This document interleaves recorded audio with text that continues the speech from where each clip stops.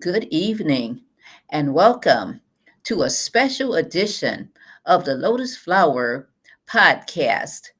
This is season 2, episode 18, and I am your host, Reverend Dr. Pamela Robinson. We want to honor the victims of the mass shootings, both in Buffalo, New York, and in Texas. Would you bow with me for a moment of silence?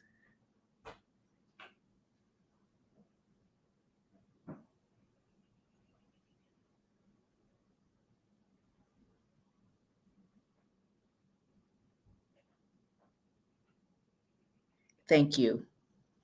Continue to keep the victims, their family members, their communities, all their loved ones, the first responders, the social workers, the police officers, the crisis workers, everyone that was involved in that tragic loss of both Texas and in Buffalo, New York. Keep those people in your thoughts and in your prayers. There is a such thing as secondary trauma as well. So be sure to take care of yourselves as well. Even if you weren't directly involved with that situation, I would encourage you to take care of yourself and be sure, once again, to keep them in your thoughts and in your prayers. From now, even after the cameras and all the lights go out and everybody takes their attention off of those situations, you continue to lift those people up in your thoughts and prayers because they're going to have a long healing process and they'll need us. Once again, this is a special edition of the Lotus Flower podcast. Tonight, we won't have a guest with us because we wanted to come to you to look at the topic of mental health awareness because May is Mental Health Awareness Month. Each year, millions of Americans face the reality of living with a mental illness. During May, Emerging Hope Ministries joins the national movement to raise awareness about mental health. Each year, we fight stigma, provide support, educate the public, and advocate for policies that support people with mental illness and their families. For 2022's Mental Health Awareness Month, Emerging Hope has amplified the message of Together for Mental Health. We have used this time to bring our voices together to advocate for mental health and access to care through Emerging Hope Ministries blog posts, the Emerging Hope Ministries Lotus Flower podcast, the Emerging Hope Ministries Sunday Evening Empowerment Hour, through personal stories, through videos, through our social media engagements, and through events. This Saturday at 4 p.m. Central Standard Time and 7 p.m. Eastern Standard Time, I would be the featured author of a book club from the book club based out of Riverside, California. It is a book club entitled Ruby Read Book Club, and we'll be focusing on my book, The Color of Hope, African American Mental Health in the Church. We'll focus on mental health wellness centered around African Americans, not only in the church, but African Americans globally, in our communities, at workplaces, in their homes, in their schools, and all over. So be sure to join us on Zoom for that discussion. And I will put the description, the Zoom link. And we'd love to have you be a part of that as well. Once again, we have come together as a ministry with our community to share in the vision that wherever anyone is affected by mental illness, we all must get together and support one another and provide advocacy services, provide quality care, provide healthy living alternatives, and help people to have fulfilling lives. We here at Emerging Hope, we share with our community.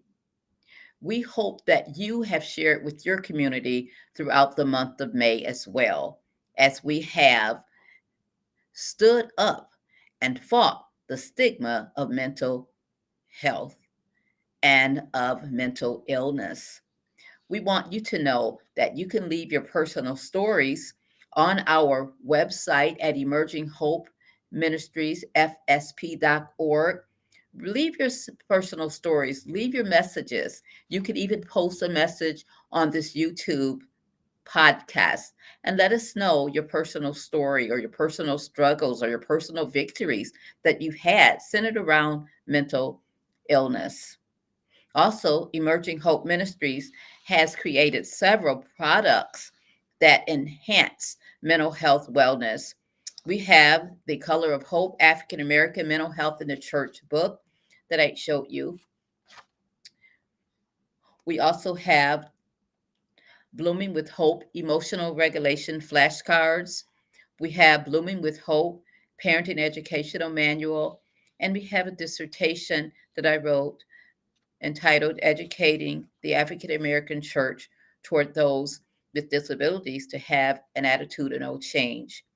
These items are available for purchase on ProQuest, a research scholarly database, on Etsy at the Lotus Flower Shop, on Amazon, on the Emerging Hope Ministries website, at the Kalamazoo Public Library. You can check out my book at no cost. Also, you can purchase it at the Kalamazoo News Agency. You can purchase it online through Aid Books, and you can also purchase it online through Amazon Author Central, my personalized authors page with Amazon. Be sure to subscribe to the Lotus Flower Podcast and be sure to like, comment, and share the podcast with your family, friends, and social media network. We're so grateful for the pleasure to be able to present to you this culturally relevant, spiritually uplifting, educational podcast. So tonight, I'm going to go through with you a presentation that I created centered around culturally relevant mental health wellness. When we think about culturally relevant mental health wellness, think about what that means to you. What does it mean to have mental health treatment that is culturally relevant and treatment that you can actually embrace and treatment that you can actually feel as though you're being heard, listened to, understood, and treated in a holistic and fair manner? While you're thinking about that, I want to share with you that there are many topics that are uncomfortable to people. However, one topic that I find that is extremely uncomfortable to talk about with people is the topic of mental health. Whether it's everyday people that I talk with at work, whether it's my clients, my family members, my church members, whether it's my colleagues, everyone that I talk to seems to have some type of uneasiness with the topic of mental health.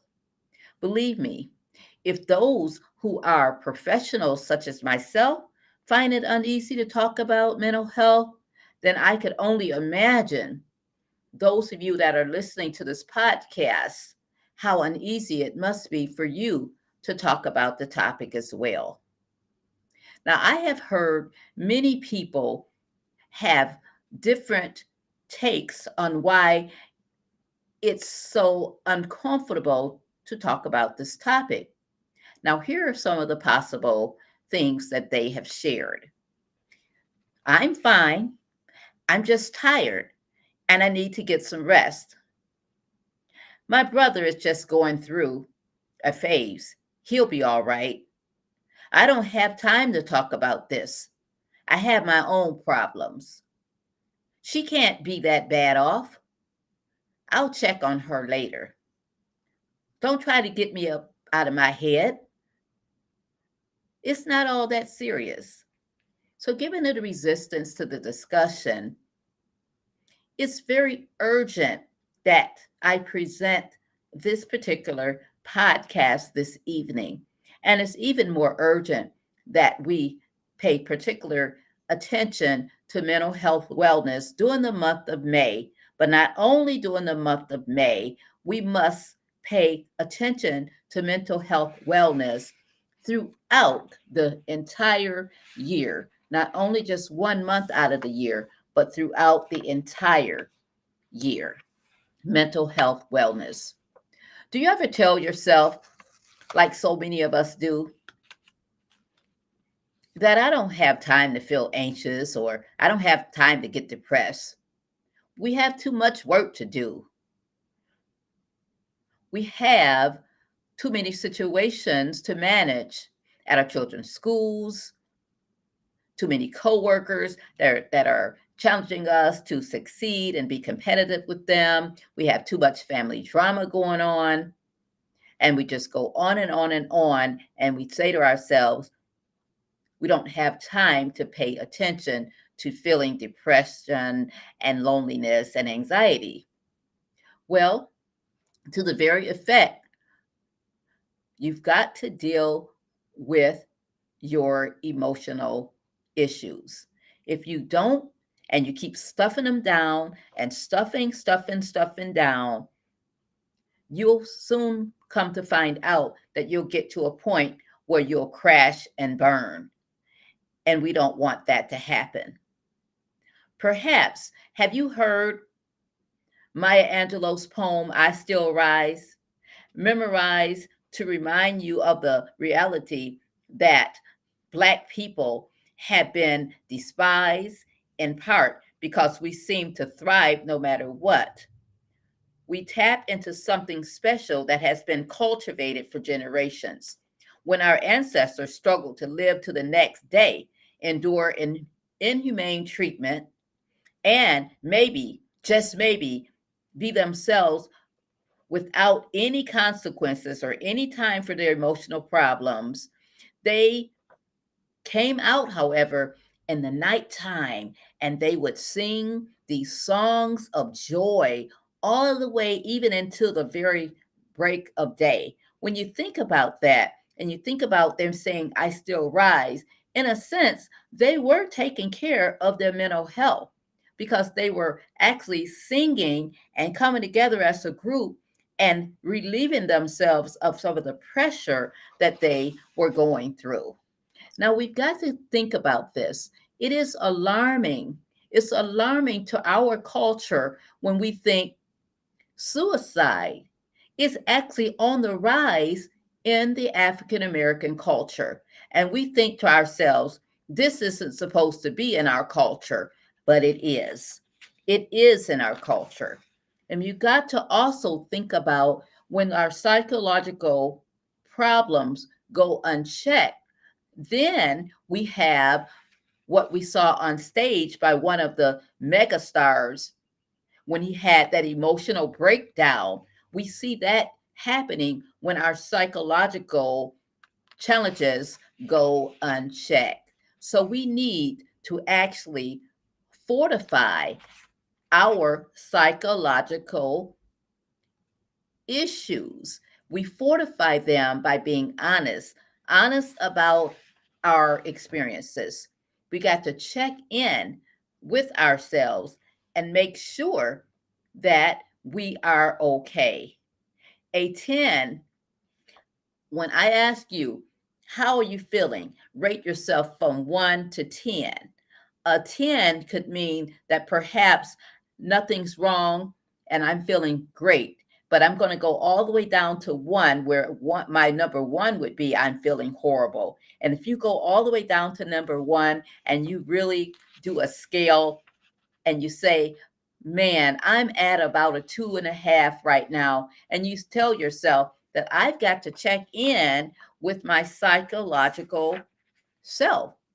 And that's the time where you need to reach out and don't apologize for feeling sad, depression, anxiety. Don't apologize for not being okay. It is that time when you are to reach out and get the help that you need. So, as we go into our presentation this evening, culturally relevant mental health treatment by Dr. Pamela Robinson, we will center it around the book once again that I wrote, The Color of Hope: African American Mental Health in the Church.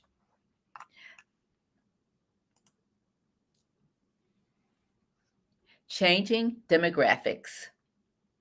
By 2025, 35% of the U.S. population will be members of ethnic minority groups. Ethnic minority children will be 48% of all children residing in the U.S.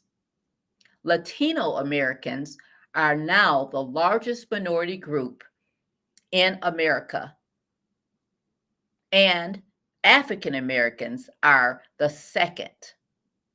In the early 1900s, most immigrants came from Europe and Canada, and now they come from Latin America or Asia. Help-seeking behavior. Many people have help-seeking behavior that they display. When they display help-seeking behavior, however, ethnic minorities are less likely to seek professional mental health treatment than whites. When this help-seeking behavior is displayed, it actually comes out oftentimes in inappropriate ways. We as mental health professionals often say that behavior speaks.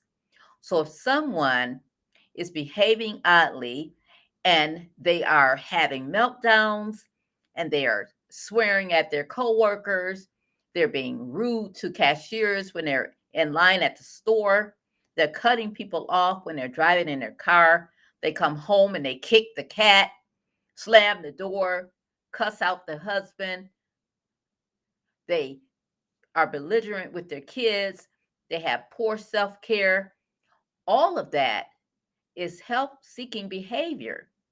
But oftentimes, that type of behavior, when it's exhibited by African American people, they do not take that behavior and look at it as if it's behavior that's deleterious and that needs to have some type of professional help to get beyond it. Instead, many of them ignore it and continue on with their lives. They might cover it up with alcohol. They might cover it up with binge watching Netflix. They might cover it up with even with a lot of prayer and fasting. They might cover it up with actually things that are good.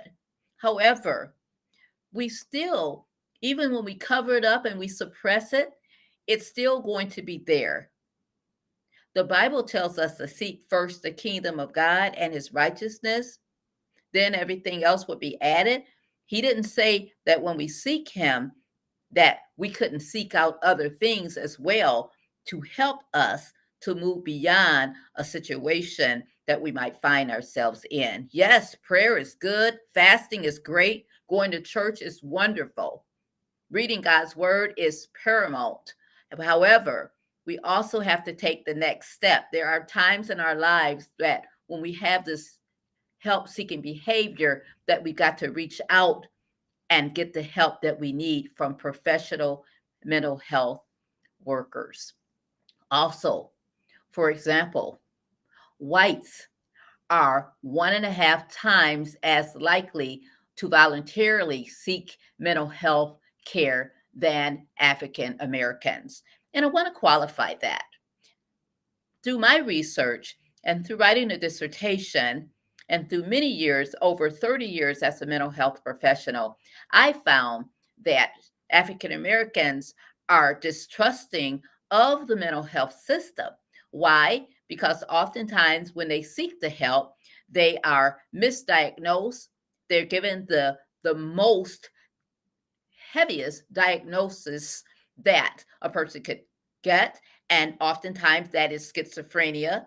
And oftentimes they are misdiagnosed with that. They aren't listened to, they aren't understood. Sometimes their cultural nuances that they display are misread and they're looked at as though they are misbehaving and they're not fitting into society. However, the clinician that they might see may not understand that particular cultural nuance, and they might label it as something that it isn't, something that is actually inappropriate, when it all is just the way that they express themselves because of their culture. And so oftentimes African Americans are a little bit afraid and apprehensive to seek out mental health treatment because of some of those reasons and more. However, I am not giving you or them a pass, because there are culturally relevant mental health professionals. Need they be people that look just like you and I, or need there be people from the European culture as well, or from a whole nother culture, Asian culture? They could be from a Jewish background. There are culturally relevant mental health providers that are available to assist you. So don't let that be a band aid and say, that is why I won't seek treatment. And that is what this is all about this evening: culturally relevant mental health practice. Also, ethnic minorities are more at risk. Why? Because ethnic minorities are more likely to belong to a high risk group, such as the homeless or people that are affected by HIV. Ethnic minorities are more likely to lack health insurance. 4% of whites are uninsured. I'm sorry, 14% of whites are uninsured. 26% of African Americans are uninsured. 38% of Latinos are uninsured. And 23% of Asian Americans are uninsured. And that came from Pew Research 2021. Look at the high numbers of African Americans and people of color that are yet uninsured. Even though we have the affordable health care in place, people are still uninsured. And because of that, it puts them more at risk. Ethics. When people are more at risk, ethics definitely come into play. Ethics. African Americans are more likely to be misdiagnosed, and behavior, as I stated, that some cultures may attribute to being pathology, may oftentimes be the way that that particular minority expresses themselves in their culture, ethics. So we've got to be very careful when working with African American clients. We've got to make sure that during the first session that we connect with them appropriately, we engage with them quickly, and we build rapport built around their culture and the way that they're presenting themselves, and not misconstrue what's being said and how they're looking and how they're expressing themselves and the words that they're using and all. We've got to make sure that we keep ethics right at the center so that our services will be appropriate. Now, if we aren't comfortable with treating a particular culture of people, then we've got to start first with ourselves. First, we've got to look as clinicians, we've got to look at ourselves and we've got to examine ourselves and see where we might need to educate ourselves about a particular culture. So if we feel as though we can't treat that person that has come to us, then it's best to seek out our supervisor, or if you're in private practice, it's best to let the person know that it isn't a good fit and move them on to someone that can treat them and treat them holistically and ethically. Culturally relevant services. Increase cultural competence of all mental health professionals. We've got to make sure that all mental health professionals, especially our young professionals that are graduating with their master's degrees out of the universities, we have to ensure that prior to even leaving school, that many of the books and the research that they're doing, and when they're having in classrooms, when I was in school many years ago, we had to do role playing. So when they're having a time of role playing, we got to make sure that that role playing situation is inclusive of the way that people of color present themselves, so that when they do get out and they begin to work with people of color, that they just won't have book learning, but they'll also have relevant knowledge. Also, in our internships that we are required to do as social workers, we got to make sure that we're exposing our students and those people that are out in the fields to very practical ways of relating to cultures that are different from them. We also have to hire mental health professionals who are members of ethnic minority groups. So, in our agencies, especially in communities that have a higher percentage of Caucasian people and a lower percentage of African American and people of color, we've got to be very purposeful to make sure that our agencies actually mimic the community that we're living in. So if we have 50% African American and 50% Caucasian and others, we should have at least strive to have at least 50% of our staff professionals that are people of color, so that when they come into your agency, they can feel as though they are heard and seen, because they'll see someone, or they might choose to work with someone that actually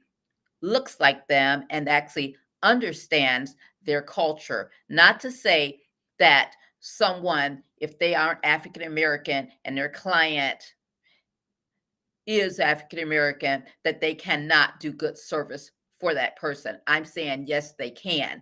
However, it is a known fact that when a mental health professional looks like you, comes from your culture,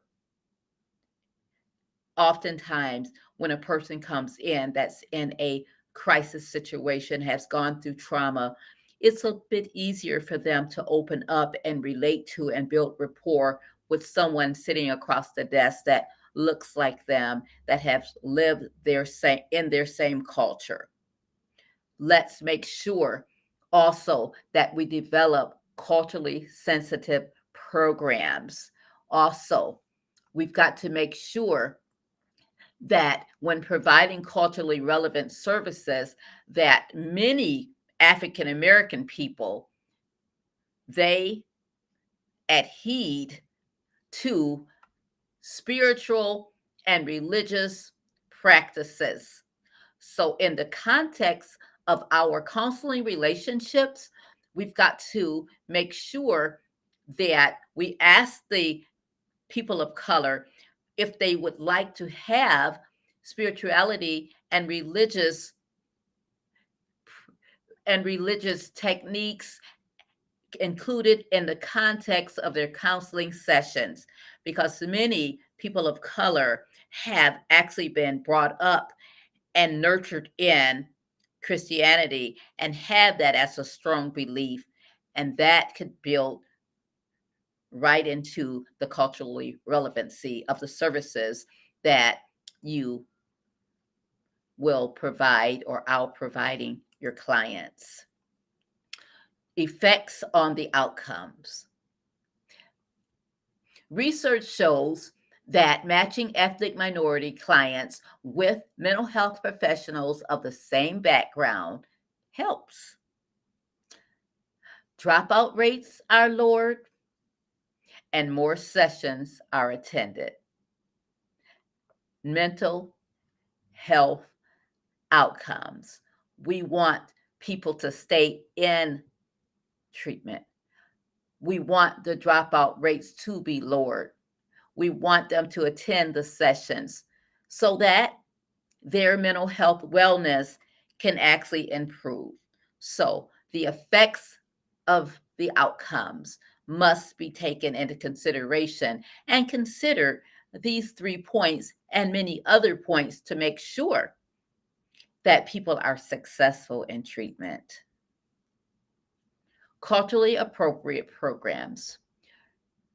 Programs are culturally appropriate if they are including a person's values, beliefs, worldviews, if it includes any behaviors that the ethnic minorities might have in their assessments and in their therapeutic activities. Cognitive behavior therapy with diverse and older adults is another form of therapy that is culturally relevant, especially for culturally diverse older adults, to be able to relate to them and build rapport with them. So we've got to do our research and choose the correct modality when working with different populations. We also can, in addition to this, pay attention to their social, political, and their socioeconomic problems. Why, Dr. Pamela? Because we got to treat them holistically.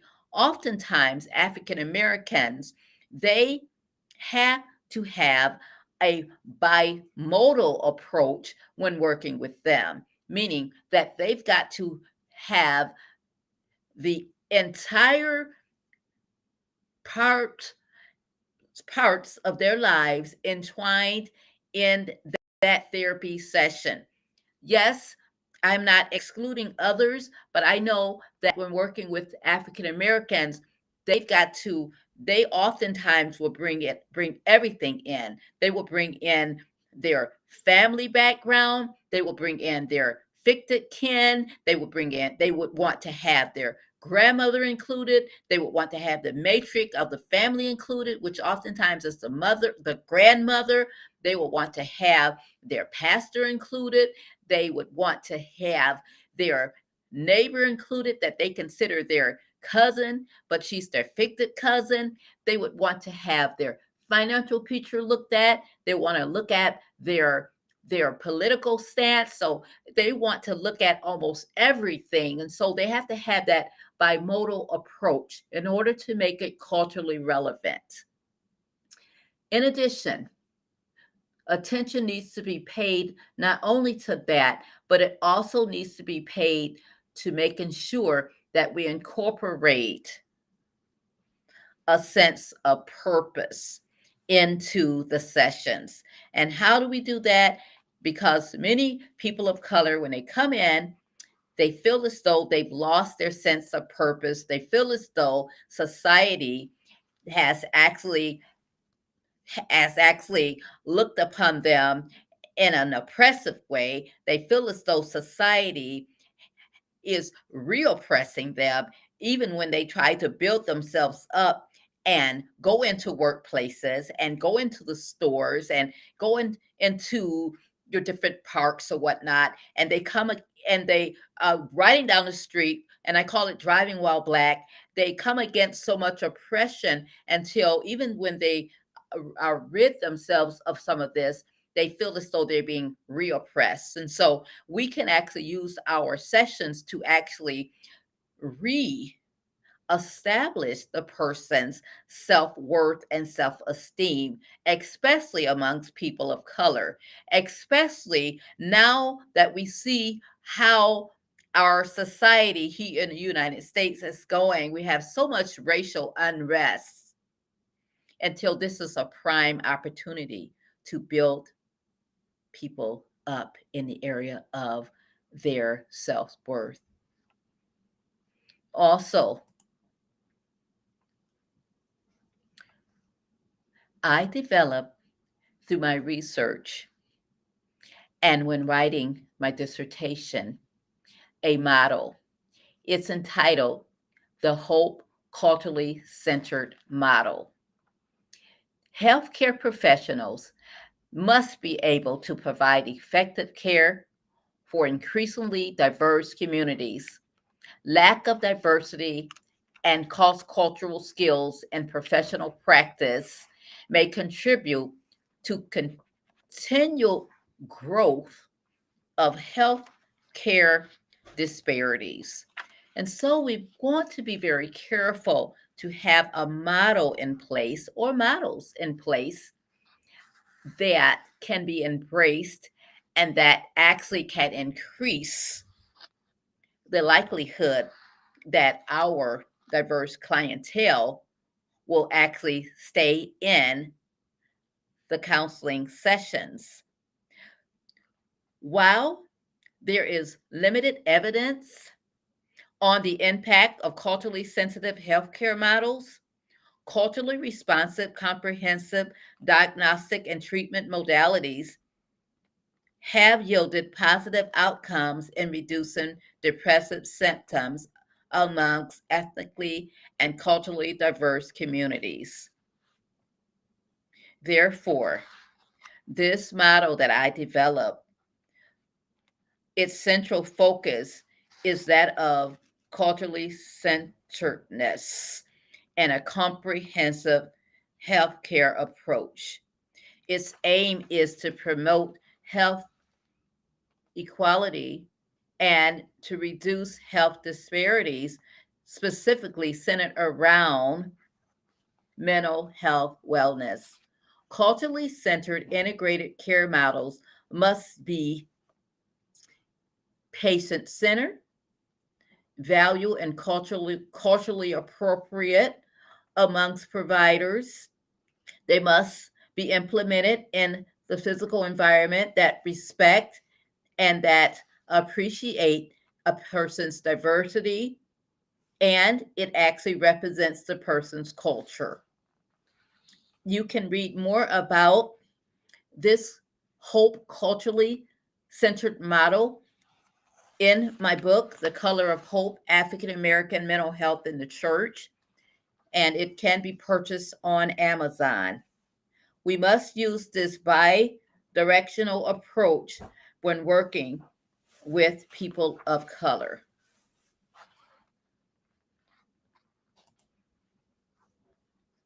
Problematic issues: stress and mental health of populations of color. That is a major issue. Also, mass incarceration, public health, and widening inequality in the U.S. is a major issue. Another major issue is racial discrimination associated with increased risk of mental health disorders. And another issue is Black deaths matter, race, relationships, loss, and the effects on survivors. Black deaths matters. And we've seen so much happen over the last 5 to 6 years with so many Black men and women being shot, and they were unarmed by police. And it has affected them in such a way that it has created problematic issues such as trauma, depression, insecurity, which has led to higher incidences of mental health challenges.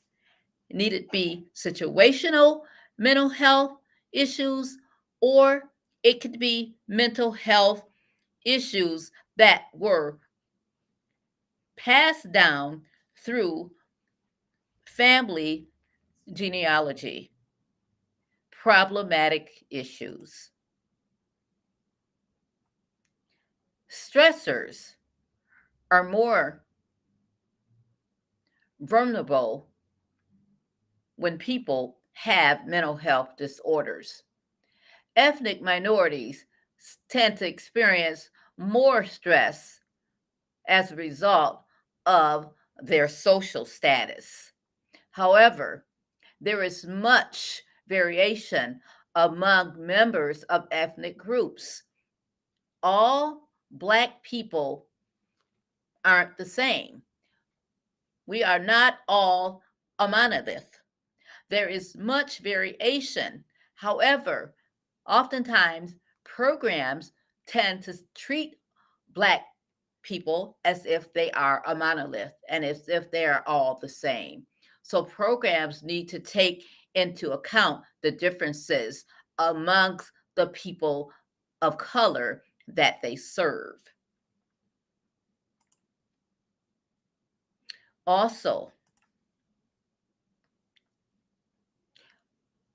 we've got to always keep in the forefront, how can I be of the best effect for change for this particular client that I'm working with?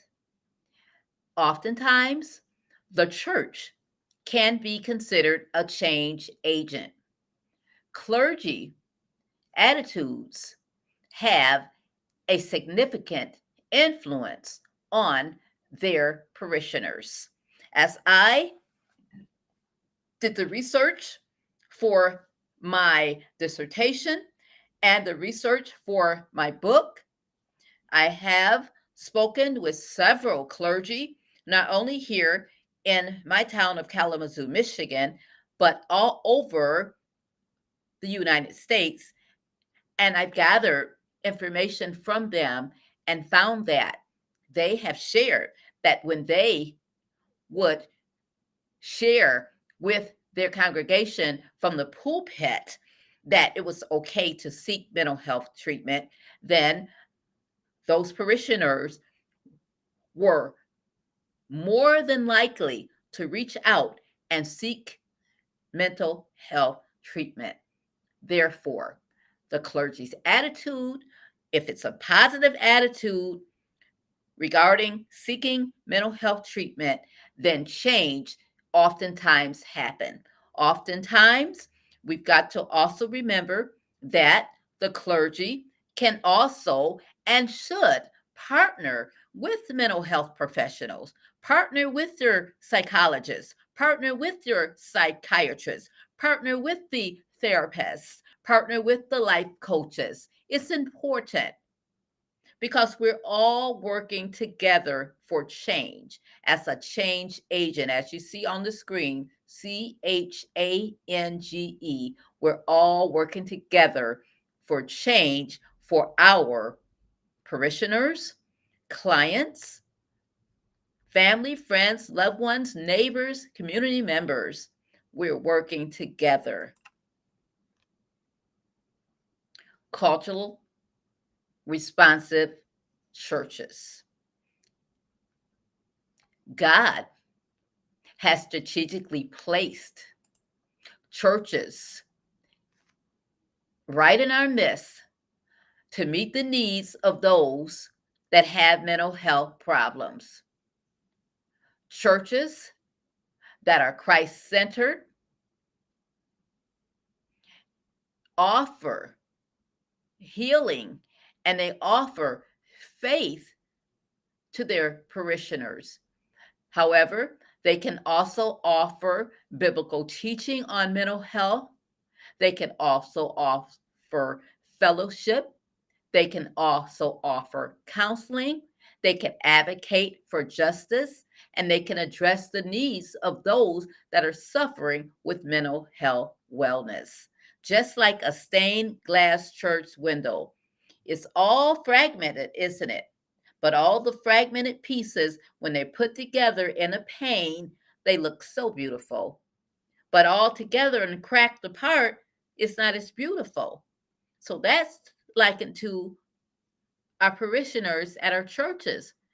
When they're there and they have those invisible disabilities and invisible mental illness that you don't know about, and they're all fragmented and cracked up into pieces and not really united, and they're sitting in the back and they're feeling marginalized and oppressed. It's only when we bring them in to the fold and we minister not to them, but with them, that they become whole and they become a part of this beautiful stained glass window. They become a part of this beautiful body of Christ. The church's response.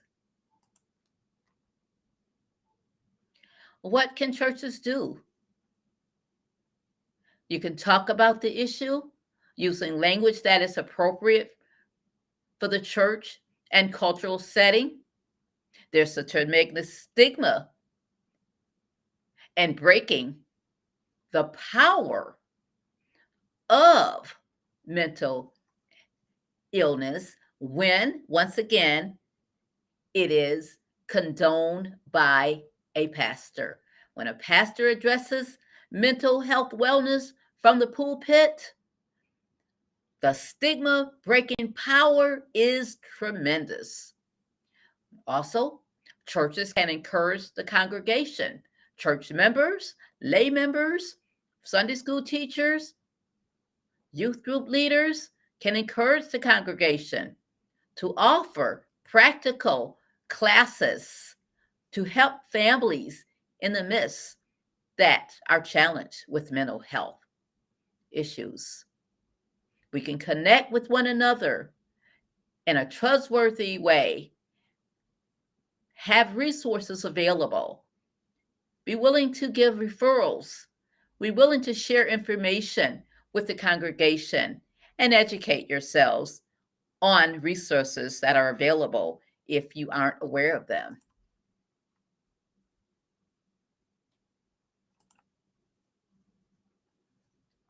Improve your mental health. Once again, I have written 2 books, a dissertation, and developed a set of culturally relevant flashcards for children ages 3 to 14. These products will help take you through different aspects of your mental health. They will help you to recognize triggers They will help you to manage and better cope through life. They will also help your children to express those really big emotions that sometimes they don't know how to put words to. These products will help free you from tension and stress and overall negativity, whether at home, work, and with your friendships, with relationships that you have. The products that I've developed are perfect for parents, teachers, therapists, pastors, youth group counselors, mental health professionals, anyone that has a passion and a desire to help someone or even yourself improve your mental health wellness. Once again, one product is The Color of Hope. The Color of Hope is a must read for a broad range of stakeholders, including theologians, professors, clergy, spiritual caregivers, therapists, pastors, faith based institutions, practitioners, policymakers, doctors, family doctors, recipients of services, and others. You may purchase this book on Amazon. You may check it out for free at the Kalamazoo Public Library in the circulation department. Those that live in Kalamazoo can also purchase it from the Kalamazoo News Agency. You may purchase it from 8 Books online, from the Emerging Hope Ministry website, and from my Amazon Author Central page. I've also developed, once again, the Blooming with New Coping Skills Emotional Regulation flashcards. These culturally relevant flashcards teach children how to cope with their social and emotional learning skills. It helps them to identify these particular emotions that are troubling. It helps them to identify by seeing the faces on the flashcards and being able to put a name to what those faces are feeling. Also, the flashcards have different body languages there that they can try to depict what's going on with that person, how if they're feeling tight or they're frowned up or they're holding their arms real tight like this. Also, I made sure to include all different cultures on the flashcards. So the flashcards have children that are white, children that are black, children that are Asian, children that are Hispanic, children that are Jewish, children that are handy capable. All different types of children are featured on the flashcards so that the kids can actually see people that look like them. And when you are sharing the flashcards with the children, or when the children are going over those cards themselves, they may better be able to embrace those cards because they'll say, wow, that person looks like me and they're going through this. If they can do it, I can do it. I encourage you to purchase a set or several sets of those flashcards. We are very grateful that we have partnerships with several school systems and mental health agencies that have purchased cards for their clientele and for their students.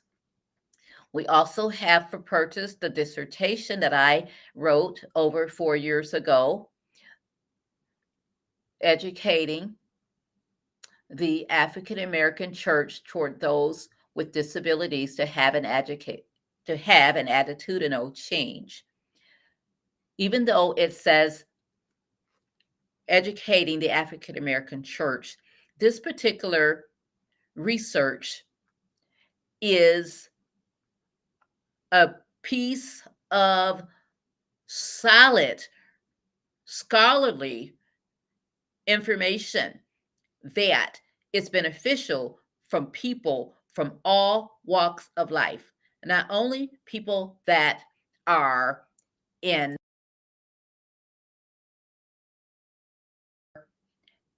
African American people.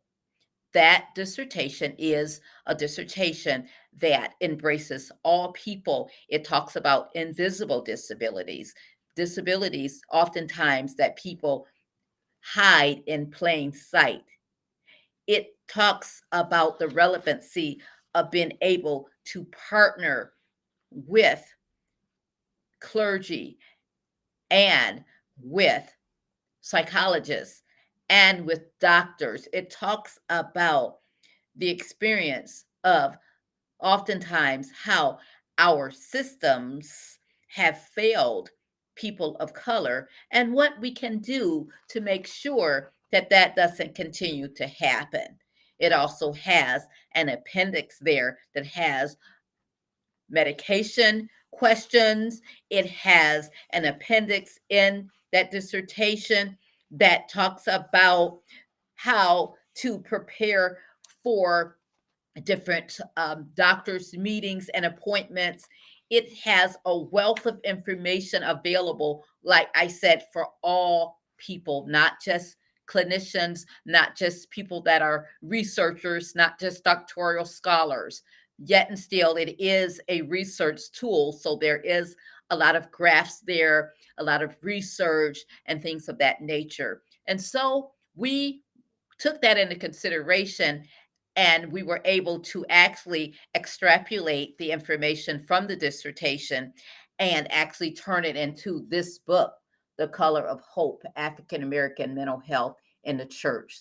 So most of the information contained in here was actually extrapolated from that dissertation, and we put it in layman's terms so that if you aren't one that would like to actually read through a dissertation, you can actually purchase the book and get most of the information there as well. We also have the Blooming with Hope Parenting Educational Manual. The Blooming with Hope Parenting Educational Manual is a manual that is culturally relevant, and it's a guide that provides coping strategies for families when dealing with everyday stresses and crises situations. It offers hope for families in these troubled and challenging times. That dissertation is available for purchase on Amazon, on the Emerging Hope Ministry website, and on Amazon Author Central, my personal author's page. Once again, the Blooming with Hope Parenting Educational Manual. That manual was written not only from research that I've gathered, but also written from my personal experience that I went through as a single parent over 30 years ago. So some of the information there is a memoir of my own life story. There are lessons there that you can fill out. There are worksheets there that you can complete. There is a section that talks about poverty is more than money. And so it talks about how to get out of poverty, how to budget, how to manage finances. There are worksheets that talks about emotional regulation and how we are to manage our emotions appropriately and effectively. There's information that talks about single parenting and how, when parenting alone, to seek out resources to support you as our resources in that manual that talks about two parenting household and how to share the task of parenting. It talks about in the book about different dispositions that our children present with and how to embrace each child that we might have differently because all our children, even though they're being raised under the same roof, have different personalities and different needs, even if they're twins, even if they're triplets. So I would encourage you to purchase a copy of Blooming with Hope Parenting Educational Manual. Also, we want you to know during May, this is Mental Health Awareness Month. Mental Health Awareness Month plays an important role in the month of May. Not only, however, should it play an important role during the month of May, it should play an important role throughout the year, next year, the year to come, and on into forever. Why? Because I am giving you permission to tell yourself that it's okay not to be okay. Your mental health matters. Mental health plays an important role in the way that we deal with stress, how we relate to others, and it plays an important role in our daily decisions throughout the day. Imagine how important our mental health wellness is. If you find yourself needing help, I want you to know that help is available to you 24 hours a day, 7 days a week. Simply text the word home, HOME, to 741 to reach a crisis counselor. That crisis counselor is a person that's trained to talk with you through that situation and provide resources and information to further assist you with connecting you to a resource in your community. Be sure to reach out and text HOME to 741741 to reach a crisis counselor. It's okay not to be okay. It's okay not to be okay. And remember, HOPE, our acronym, HOPE, having only positive expectations. HOPE, having only positive expectations. That is HOPE. We want you to know that culturally relevance in mental health is paramount. To have culturally relevant mental health treatment is overall recognizing the value, the interest, the importance that a person of color brings to the table. Overall, we must do better. We've come a long way, yet and still we have a long way to go. I encourage you, clinicians that are listening, clinicians that will listen in the months or weeks to come, to seek out ways in which you can expand your cultural relevancy. I, as a woman of color, I have to out ways to expand my cultural relevancy with different cultures. I don't know all about the Japanese culture. I don't know all about the Hispanic culture. I don't know about some Jewish practices. I don't know about the LGBTQ practices.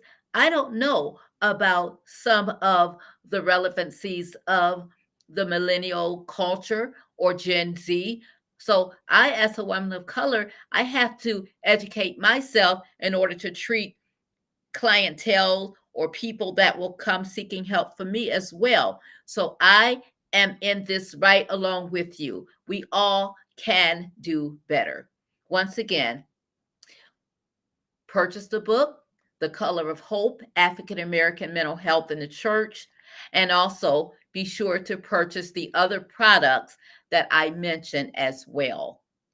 Thank you so much for joining me this evening for the special edition of the Lotus Flower podcast, Culturally Relevant Mental Health Treatment. And I'm wearing green tonight in honor of Mental Health Awareness Month because green is actually the color for mental health wellness. Again, it is the flower that blooms in adversity that is the greatest of them all, the lotus flower. Thank you for joining us. Have a blessed evening. Bye bye for now.